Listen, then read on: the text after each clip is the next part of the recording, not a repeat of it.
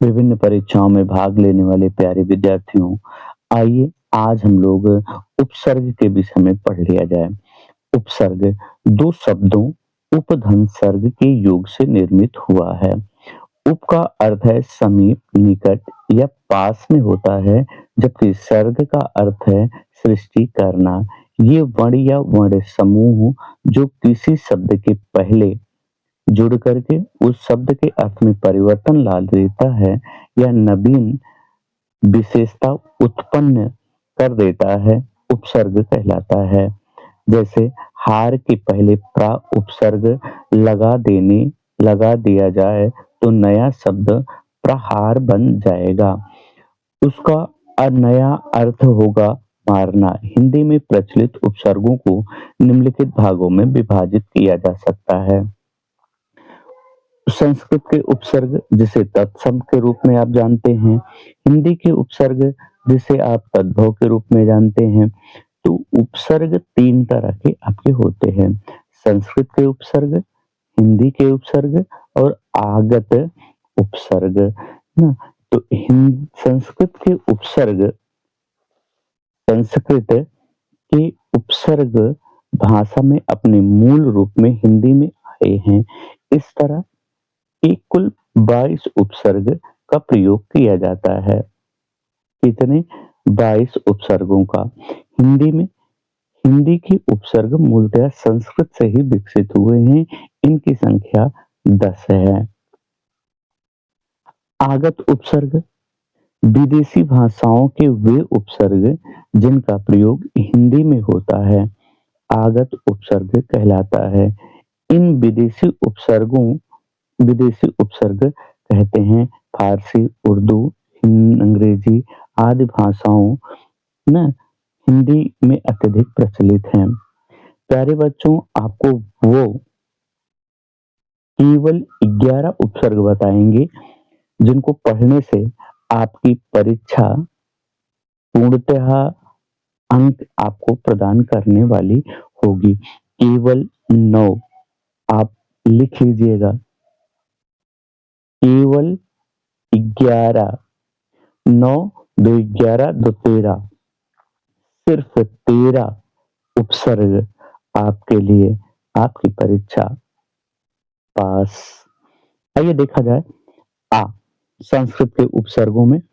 आ है तो संस्कृत के 22 उपसर्ग आप ऊपर देख चुके हैं, संस्कृत के 22, हिंदी के 10 और आगत उपसर्ग, लेकिन पढ़नी आपको केवल 11। आ ये देखिए कई बार आया है आपकी। आ का अर्थ क्या है? निषेध, अविश्वास, असुविधा, असत्य, अयोग। तो आपको उतने ही पढ़ने हैं। आइए आगे देखा जाए।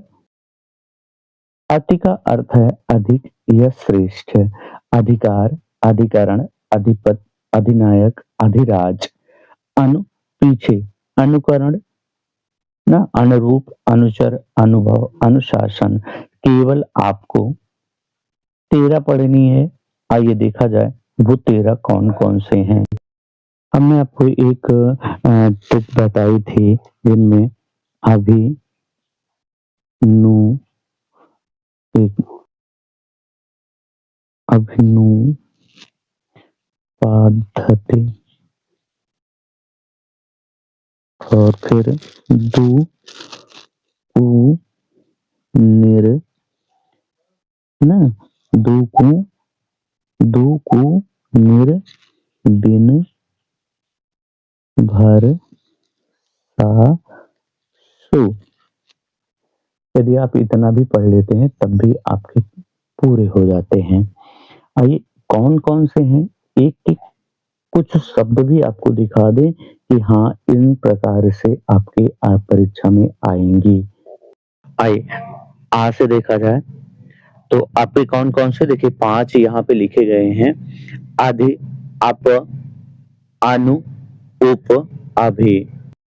तो आधि से आपको कौन शब्द बनाना है? आधि से आपको बनाना है अधिकार। कौन-सा? अधिकार, ना? आपका हो गया अधिकर नहीं, अधिकार, ठीक है?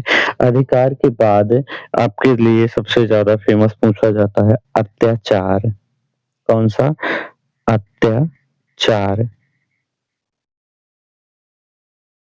फिर आपका अप है, अप से आपको क्या लिखनी है? अपकार, अपकार और क्या लिखनी है? आपको दूसरा लिखना है अप से अपमान, अपमान। अनु से क्या लिखनी है आपको?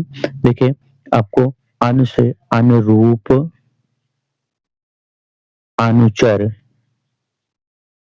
इसी तरह से आप अन्य शब्द भी बना सकते हैं, ना? तो उप से क्या होगा?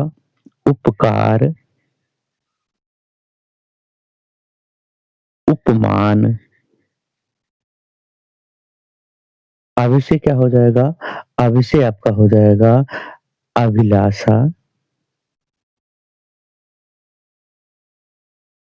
अभि अभिलाषा, अभिलाषा के बाद आपका हो जाएगा अभिज्ञान, अभिज्ञान। अगला आपको लिखनी है, अगला जो आपको लिखनी है साह, क्या लिखनी है? साह। सा के बाद आपको लिखनी है निर, निर के बाद लिखनी है आपको परि, ना? क्या लिखनी है? परि, परि के बाद क्या लिखनी है? सु।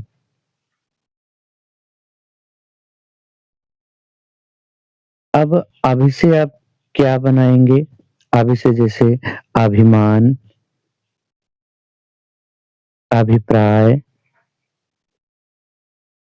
ना? सह से क्या बनाएँगे आप? सहयोग, सहचर, ना? निर से क्या बनाएँगे आप? किससे? निर से, तो निर से आपका हो जाएगा जैसे आप बनाते हैं निराकरण, निराकरण, ना? आप बनाते हैं निर्दोष, ठीक है? फिर परि, परि से क्या बनाएँगे? तो परि से आपका हो जाएगा जैसे परिताप, ना? परिताप के बाद आपका हो जाएगा, ना? और क्या हो जाएगा? परि के बाद आपका हो जाएगा परिजन, ना? आपका हो गया परिजन, परिजन के बाद आप सु, सु से क्या बनाएँगे? तो सु से हो जाएगा सुमार्ग, सुलभ, क्या हो जाएगा?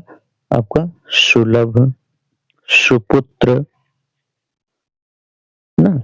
ऐसे कई शब्द आपके आ जाते हैं। इनके बाद आपको लिखनी है आ और अन, आ और अन से, आ और अन। आ से आपको क्या लिखना है? जैसे अविश्वास, अविश्वास, अहिंसा, ना? अन से क्या हो जाएगा? अन से आपको लिखना है अनमोल, अनमोल, अनपढ़, ना? और इसके बाद आपको 2 केवल लिखनी है ला और हम। हम से क्या लिखनी है? हम से आपका हो जाएगा पहले तो ला से आप देख लीजिए, ला से हो जाएगा आपका लावारिस, आपका हो जाएगा लावारिस और ला से हो जाएगा लाचार और हम से क्या हो जाएगा? हम से यदि आप लिखें तो हम उम्र, क्या हो जाएगा? हम उम्र हो जाएगा। हम उम्र के बाद लिखना है आपको हमदर्द,